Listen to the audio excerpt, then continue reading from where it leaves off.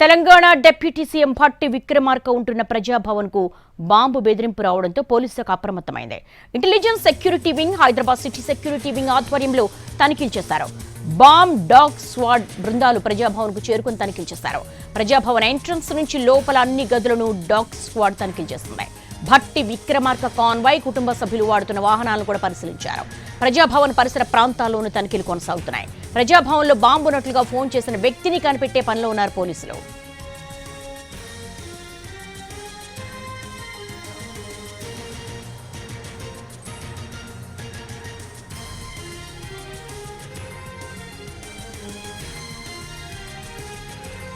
Telangana deputy CM Bhatti Vikramarka ఉంటున్న ప్రజాభవన్ కు bomb బెదిరింపు రావడంతో పోలీస్ శాఖ అప్రమత్తమైంది. ప్రస్తుతం ఆ బ్రేకింగ్ పాయింట్స్ చూస్తున్నాము.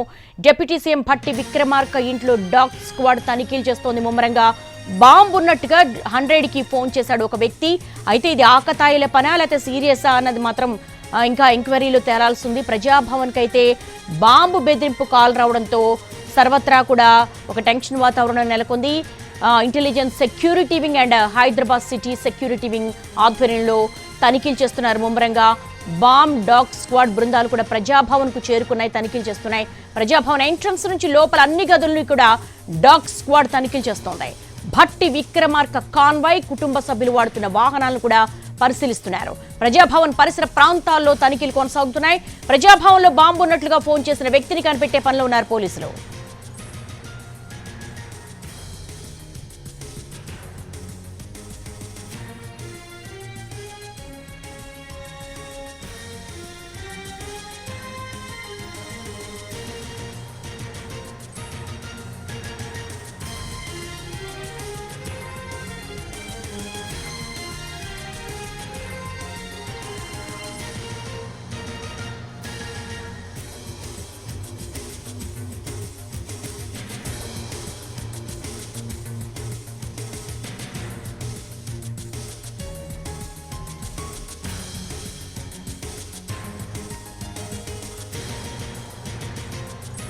తెలంగాణ డిప్యూటీ సీఎం భట్టి విక్రమార్క ఉంటున్న ప్రజాభవన్ కు బాంబు బెదిరింపు కాల్ రావడంతో పోలీస్ శాఖ అలర్ట్ అయింది.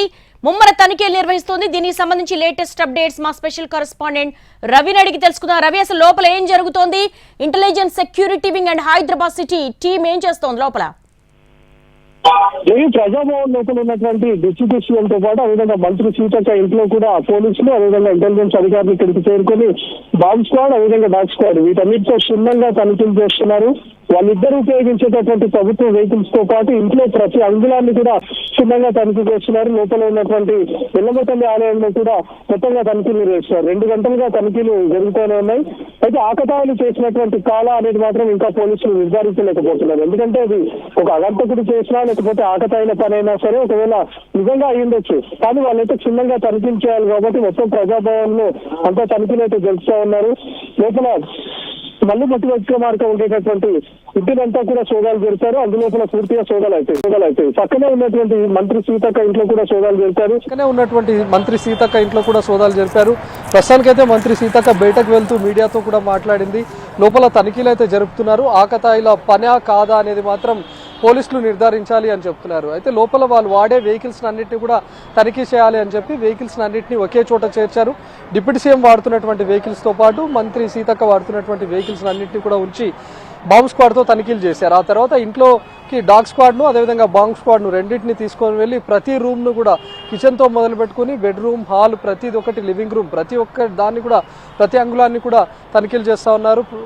ప్రజాభవన్ లోపల ఉన్నటువంటి ఖాళీ ప్లేస్ చాలా ఎక్కువగా ఉంటుంది. అక్కడ కొన్ని చెట్లు కూడా ఉన్నాయి. అందులో ఉన్నటువంటి ప్రాంతాలను కూడా క్షుణ్ణంగా తనిఖీలు చేస్తున్నారు. ఎక్కడైనా డిగ్ చేసినటువంటి విధంగా ఎక్కడైనా తవ్వినటువంటి ప్రాంతంగా ఉంటే వాటన్నిటిని కూడా తవ్వి మరీ చెక్ చేస్తూ ఉన్నారు. ప్రస్తుతానికి మనకు బయట వైపు కూడా మరొక స్క్వాడ్ కూడా కనిపిస్తోంది. వాళ్ళు బయట వైపు కూడా తనిఖీలు జరుపుతూ ఉన్నారు. సో లోపల ప్రతి అంగుళాన్ని కూడా తనిఖీలు చేసి ఆ తర్వాత ఎక్కడా ఎలాంటి అనుమానం లేదు, బాంబు పెట్టినటువంటి దాఖలాలు కానీ లేవు అని నిర్ధారించుకున్న తర్వాతే ఇది ఆకతాయిల పనా లేదా అనేది పోలీసులు నిర్ధారించన్నారు. మరోవైపు ఆ కాల్ చేసినటువంటి వ్యక్తి ఎవరు అనే దాన్ని కూడా ట్రేస్ చేస్తూ ఉన్నారు. తాను కాల్ చేసినటువంటి నెంబర్ ఆధారంగా, ఆ సెల్ ఫోన్ సిగ్నల్స్ ఆధారంగా ఎక్కడి నుంచి ఈ కాల్ వచ్చింది, ఎవరు చేసి ఉంటారు, ఒకవేళ వస్తే హైదరాబాద్ నుంచి వచ్చిందా లేకపోతే వేరే ఇంకేదైనా అడ్రస్ను వాడి తను ఫేక్ ఐడితో వేరే కాల్ని ఏమైనా చెప్పడానికి వేరే కాల్ నుంచి ఏమైనా ట్రై చేశాడనే దానిపైన కూడా ఆరాధిస్తున్నారు. అయితే పోలీసులకు వచ్చినటువంటి కాల్ నెంబర్ ఏది అనేది మాత్రం ఇంకా పోలీసులు అయితే చెప్పడం లేదు. ఆ కాల్ ఎక్కడి నుంచి వచ్చిందనే దానిపైన మాత్రం తనిఖీలు అయితే చేస్తూ ఉన్నారు. ఇంకా ప్రస్తుతానికి మనం చూడవచ్చు మరొక డాగ్ స్క్వాడ్ టీం కూడా బయట వైపుకు చేరుకుంది. మొత్తం ప్రజాభవన్ బయట అంటే ఎంట్రీ గేట్ వద్ద కూడా తనిఖీలు నిర్వహిస్తున్నారు. అంటే లోపలి భాగంలో మొత్తం తనిఖీలు పూర్తయినట్లుగానే మనం భావించవచ్చు. ఎందుకంటే దాదాపు 2.5 గంటలుగా ఈ తనిఖీలు అయితే జరుగుతూ ఉన్నాయి. మంత్రి సీతక్కను బయటకు పంపించారు, అదేవిధంగా డిప్యూటీ సీఎం భార్యను కూడా బయటకు పంపించేశారు. అంటే నియర్ బై ఎవరైనా కుటుంబ సభ్యులు ఉంటే వాళ్ళ ఇళ్లలోకి వెళ్ళి కాసేపు ఉండాలని చెప్పి సూచించినట్లుగా తెలుస్తుంది. ఇంట్లో ప్రస్తుతానికైతే ఎవరిని ఉంచలేదు, కేవలం సిబ్బంది ఎవరైనా పనిచేస్తున్నటువంటి వాళ్ళందరినీ కూడా ఒక చోటు చేర్చి వాళ్ళని కూడా క్షుణ్ణంగా తనిఖీ చేసినట్లుగా అయితే మనకు తెలుస్తూ ఉంది. సో ఇప్పుడున్నటువంటి పరిస్థితుల్లో మాత్రం బయట వైపు తనిఖీలు చేస్తున్నారు అంటే లోపల భాగంగా పూర్తిగా తనిఖీలు పూర్తయినట్లుగానే మనం అనుకోవచ్చు. మరి ఆ కాల్ చేసినటువంటి నెంబర్ కనుక ట్రేస్ అయితే మాత్రం ఇది ఆకతాయిల పని, చేసినటువంటి ఆగంతకుడు ఎవరు అనేది మాత్రం తెలియాల్సి ఉంది. బయటకు వెళ్తున్నటువంటి టైంలో మంత్రి సీతక్క మాట్లాడుతూ కూడా చెప్పింది, ప్రజా సమస్యలు చెప్పుకునేందుకు చాలా మంది ఇక్కడికి వస్తూ ఉంటారు, ఎవరు వచ్చినా సరే వాళ్ళని మేము లోపలికి అనుమతిస్తూ ఉంటాం, కాబట్టి వాళ్ళని ఏ విధంగా మేము అనుమానించలేము. కానీ వచ్చినటువంటి వాళ్ళు ఏదైనా నిజంగానే ఘాతుకానికి ఏమైనా పాల్పడి ఉంటారా లేకపోతే ఆకతాయిలు కాల్ చేశారనే మాట అయితే నేను చెప్పలేనని మంత్రి సీతక్క చెప్పడాన్ని అయితే మనం చూసాం. సో ప్రస్తుతానికి డాగ్ స్క్వాడ్తో పాటు మరికొన్ని బృందాలు బయటకు చేరుకుంటున్నాయి. మనం ఇంకా లోపలికి వైపు ఒకసారి జూమ్ చేసి చూస్తే మనకు వెహికల్స్ అన్ని ఒకే చోట పెట్టి ఉండడాన్ని కూడా మనం చూస్తూ ఉన్నాం. ఆ వెహికల్స్ ప్లేస్లో కూడా తనిఖీలు నిర్వహిస్తున్నారు. మంత్రి సీతక్క వాడే వెహికల్స్తో పాటు డిప్యూటీ సీఎం వాడేటటువంటి ఎంటైర్ కాన్వాయ్తో పాటు తన పర్సనల్ వెహికల్స్, ఇంట్లో ఉన్నటువంటి వెహికల్స్ను కుటుంబ సభ్యులు డిప్యూటీ సీఎం స్థాయి వ్యక్తికి ఆ సెక్యూరిటీ ప్రోటోకాల్స్ ఎలా ఉంటాయి? లోపల ప్రజాభవన్ దగ్గరికి వచ్చేటువంటి కామన్ పీపుల్ ను కూడా చెక్ చేస్తూ ఉంటారు కదా. ఒకసారి మనం బయట వైపు చూస్తే ఇది ఎగ్జాక్ట్గా కంప్లీట్ బయట ఉన్నటువంటి రోడ్డు. ఇక్కడే బారికేడ్స్ కూడా ఏర్పాటు చేశారు. ఇక్కడే ఒక సెక్యూరిటీ డిపార్ట్మెంట్ కూడా ఇక్కడే ఉంటుంది. ఎవరైనా సరే ప్రజా సమస్యలు చెప్పుకోవడానికైనా తను విఐపీ అయి ఉండొచ్చు, డిప్యూటీ సీఎం ఒకవేళ అపాయింట్మెంట్ తీసుకొని ఉండొచ్చు, మంత్రి సీతక్క అపాయింట్మెంట్ తీసుకొని కూడా వచ్చి ఉండొచ్చు. కానీ ప్రతి వెహికల్ను ఖచ్చితంగా రోడ్డుకు సమీపంలోనే ఇక్కడే ఆపివేస్తారు, ఇక్కడే బారికేడ్స్ ఉంటాయి. లోపలికి ఎవరైనా వెళ్ళాలి అంటే ఇక్కడ నుంచి సెక్యూరిటీ క్లియర్ అయిన తర్వాతనే ఇక్కడ నుంచి ఎవరు లోపల పిలిచారు అనేది నిర్ధారించుకున్న తర్వాతనే ఆ వ్యక్తిని కానీ ఆ వెహికల్ని కానీ లోపలికి అనుమతిస్తారు. ఇంత టైట్ సెక్యూరిటీ ఉంటుంది. మరోవైపు ప్రజాభవన్ లోపలికి వెళ్ళేదాకా కూడా మనం చూడొచ్చు, దాదాపు ఒక 1/2 కిలోమీటర్ వరకు ఉంటుంది. ఎవరైనా వెళ్ళాలి అంటే కూడా వెహికల్స్ను బయట వైపే పార్క్ చేయాలి. ఒకవేళ వచ్చింది వీవీఐపీ లేకపోతే ఎవరైనా ప్రజాప్రతినిధి అయ్యి ఉంటే మాత్రమే ఆ వెహికల్స్ను మాత్రమే లోపలికి అనుమతిస్తారు. ఎవరైనా ప్రజలు తమ సమస్యలు చెప్పుకోవడానికి వస్తే మాత్రం ఇక్కడే వెహికల్స్ను పార్క్ చేసి అక్కడ దాకా వెళ్లాల్సి ఉంటుంది. 2 విభాగాలుగా వాళ్ళని క్లియర్ కట్గా చెక్ చేస్తారు. వాళ్ళని కంప్లీట్గా చెక్ చేసిన తర్వాతనే నిజంగానే తను సమస్య చెప్పుకోవడానికి వస్తే, తను పలానా ఎగ్జాంపుల్ మహబూబ్ నగర్ జిల్లా నుంచి వచ్చాడని అనుకుంటే తన దగ్గర ఉన్నటువంటి ఆధార్ కార్డును కూడా చెక్ చేస్తారు. తాను చెప్పినటువంటి అడ్రస్కు ఆధార్ కార్డులో ఉన్నటువంటి అడ్రస్కు మ్యాచ్ అయితేనే ఆ వ్యక్తిని లోపలికి పంపే అవకాశం ఉంటుంది. సో ఇంత క్లియర్ సెక్యూరిటీ ఉంటుంది కాబట్టి ఎవరు అగంతకులు లోపలికి వెళ్ళి బాంబు పెట్టే పరిస్థితి అయితే మనకు ఉండదు. కానీ వచ్చింది అగంతకుడు కాల్ అయినా లేకపోతే ఫేక్ కాల్ అయినా సరే ముందుగా పోలీసులు అయితే అలర్ట్ అయ్యి కంప్లీట్గా చెక్ చేయాల్సి ఉంటుంది. కాబట్టి 2 టీమ్స్ ఇక్కడికి చేరుకున్నాయి. డాగ్ స్క్వాడ్తో పాటు అదేవిధంగా బాంబ్ స్క్వాడ్ కూడా ఇక్కడికి చేరుకున్నాయి. దాంతోపాటు ఇంటెలిజెన్స్ ఉన్నతాధికారులు చేరుకున్నారు.